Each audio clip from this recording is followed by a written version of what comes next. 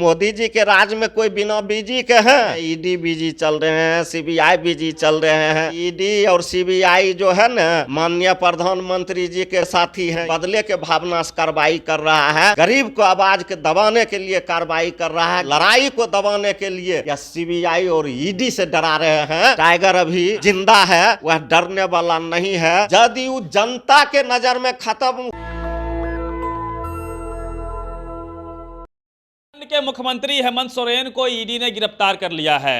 ED का खेल पूरे देश में चल रहा है। बिहार में भी लगातार तेजस्वी यादव, लालू यादव से पूछताछ चल रही है। वहीं दिल्ली में केजरीवाल को भी समन भेजा गया है। तो ईडी के माध्यम से क्या पूरे विपक्ष को मोदी जी जेल में डालने वाले हैं? 24 के चुनाव के मद्देनजर रखते हुए ये सारी प्रक्रिया हो रही है। इसी पे बात करेंगे। हमारे साथ रामवृक्ष सदा जी हैं, आरजेडी के विधायक हैं, सीनियर नेता हैं। क्या कहेंगे सर? ईडी अपने सवाब पे है, हेमंत सोरेन गिरफ्तार हो गए हैं। सबसे पहले तो मैं आपको धन्यवाद देता हूं। और कितनों भारतीय जनता पार्टी के लोग, माननीय प्रधानमंत्री जी जोर लगा ले कि तमाम विपक्ष को जेल भेज देना है। आपने देखा केजरीवाल जी को भी नोटिस गया। आपने देखा कि 28 तारीख के हम लोगों की सरकार गई, 29 तारीख के ईडी बुला लिया, 30 तारीख को ईडी बुला लिया। आपने देखा कि देश में ऐसा हो रहा है, लग रहा है कि आपातकाल की स्थिति बन गई है। आपातकाल की स्थिति बन गई है।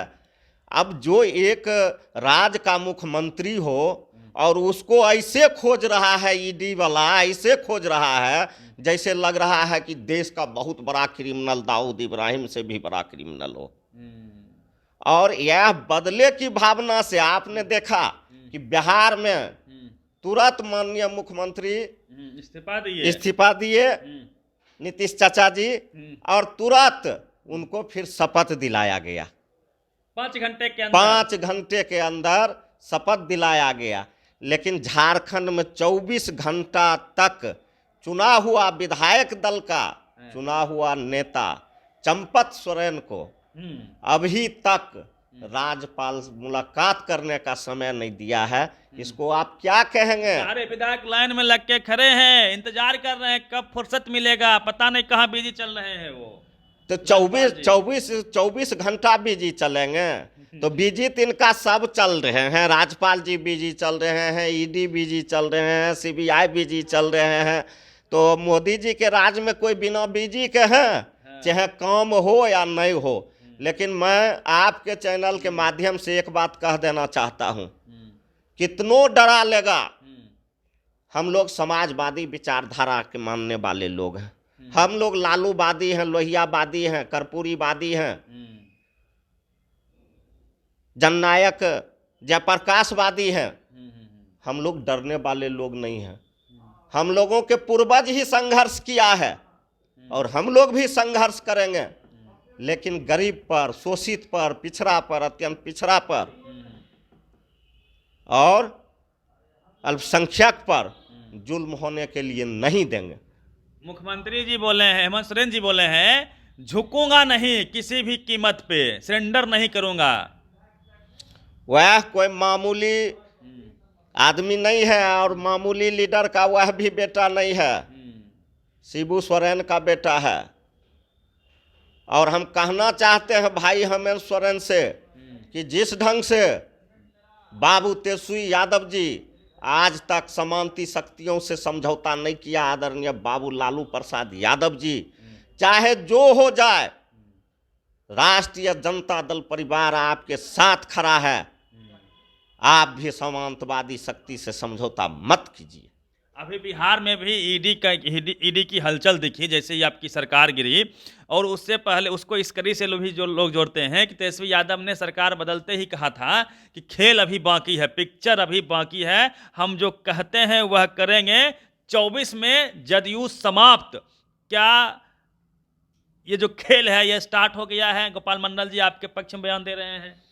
देखिए, गोपाल मंडल जी सत्य बोलने वाले लोग हैं और वह कोई गलत बयान नहीं दिए हैं। वह सही बोले हैं कि ईडी और सीबीआई और प्रधानमंत्री जी को जिनको भी कार्रवाई करना होगा तो माननीय हमारे नेता आदरणीय लालू बाबू के नाम लिए और राजमाता राबड़ी जी के नाम लिए, उन पर करना चाहिए। ये लोग बच्चा था, इन लोगों को क्या दोष है? तो ये बदला का भावना नहीं है तो क्या है?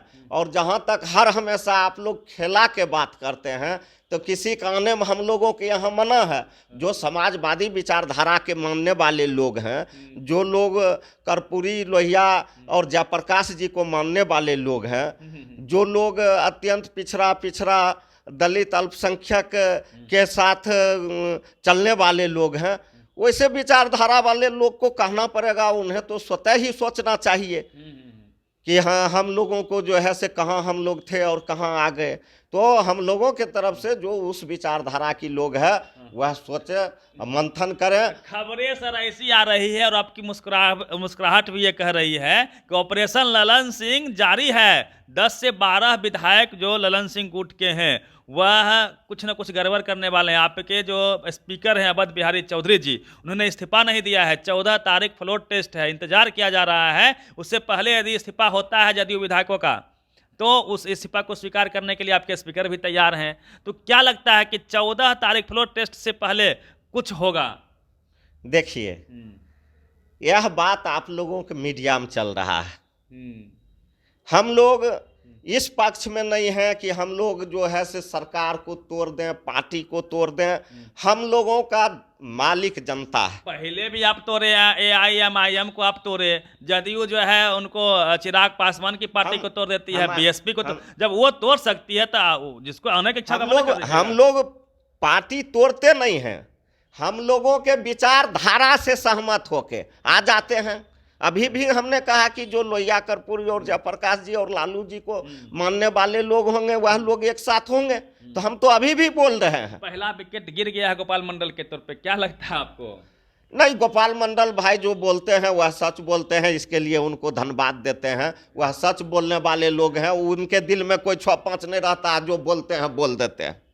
24 में जो चुनाव है, 2-3 महीने में चुनाव हो जाएगी, उस पर कितना प्रभाव पड़ेगा? नीतीश जी जिस प्रकार से पलटी मारे हैं, यू टर्न लिए हैं, वो हमेशा आते जाते रहे हैं आपके साथ, कभी उनके साथ, लेकिन इस बार महत्वपूर्ण ये है कि 24 का चुनाव था, विपक्षी एकता को एक कर रहे थे। पटना में पहली मीटिंग हुई थी, कन्वेनर बनने वाले थे, बड़े चेहरे थे, और उस चेहरा को मोदी जी ने अपनी तरफ खींच लिया है, पाला बदलने को मजबूर कर दिया है। तो इसका प्रभाव 24 के चुनाव में कितना होगा? देखिए, यह घटा माननीय मुख्यमंत्री आदरणीय चाचा नीतीश कुमार जी को हुआ। क्या घटा हुआ उस बात को जानिए। बिहार के लोग उनको प्रधानमंत्री के रूप में देखना चाहते थे। खूब नारा लग रहा, पूरा नारा लग रहा था कि बिहार के प्रधानमंत्री हो। और कई बेर आपके चैनल से भी हम भी बोले थे कि हमारे बिहार के लोग ही प्रधानमंत्री होंगे, और नारा भी लग रहा था। और हम लोगों के तरफ से कोई दिक्कत भी नहीं था, हमारे आदरणीय नेता बाबू लालू प्रसाद यादव जी के तरफ से और हमारे आदरणीय नेता बाबू तेजस्वी यादव जी के तरफ से दिक्कत भी नहीं था, पहल जोरों पर था। और कहीं अब ये मुख्यमंत्री से, अब हम एक बात आपसे पूछना चाहते हैं, रिजाइन कोई भी चीज लोग तब न करता है जब उससे बड़ा पद मिलता है। ये मुख्यमंत्री से रिजाइन करते हैं, फिर मुख्यमंत्री ये बनते हैं। रिजाइन मुख्यमंत्री करते हैं, बदल उप मुख्यमंत्री जाता है। रिजाइन तब मुख्यमंत्री से रिजाइन करते हैं, फिर मुख्यमंत्री बनते हैं, उप मुख्यमंत्री बदल जाते हैं। तो इसके लिए कोई बात नहीं है। और हम लोगों के जो नेता बोले हैं कि जदयू खत्म हो जाएगा, वह सही बोले हैं। वह इस मायने में नहीं बोले हैं, उसका दूसरा अर्थ मत निकालिए। जदयू जनता के नजर में खत्म, जदयू जनता के नजर में खत्म, जो हमारे नेता बोले हैं वह खत्म हो गया। आप जाइए, निकलिए, गांव घर चौक चौराहा हर जगह सब कह रहा है कि सुनवाई वाली सरकार, कार्रवाई वाली सरकार, नौकरी वाली सरकार, दवाई वाली सरकार, सिंचाई वाली सरकार, बिहार को आगे ले जाने वाली सरकार, युवाओं को रोजगार देने वाली सरकार अब चली गई है। अब यहाँ जो है कुछ होने वाला नहीं है। हम लोगों के चाचा नीतीश कुमार जी नहीं चाहते हैं कि युवा पढ़ लिख के नौकरी में जाए, रोजगार में जाए। इन्होंने बीजेपी से समझौता कर लिए हैं। तो अभी सर एक आंदोलन हो रहा था दिल्ली में, मैसिव प्रोटेस्ट था ईवीएम को लेके, EVM, ED, CBI, income tax, इस पे क्या आपका राय है? नहीं, देखिए, सबसे मुख्य चीज़ है कि जहाँ पर ईवीएम बनता है वहाँ भी ईवीएम से चुनाव नहीं होता है। अमेरिका सबसे विकसित राष्ट्र है, विकसित देश है, वहाँ भी ईवीएम चुनाव नहीं होता।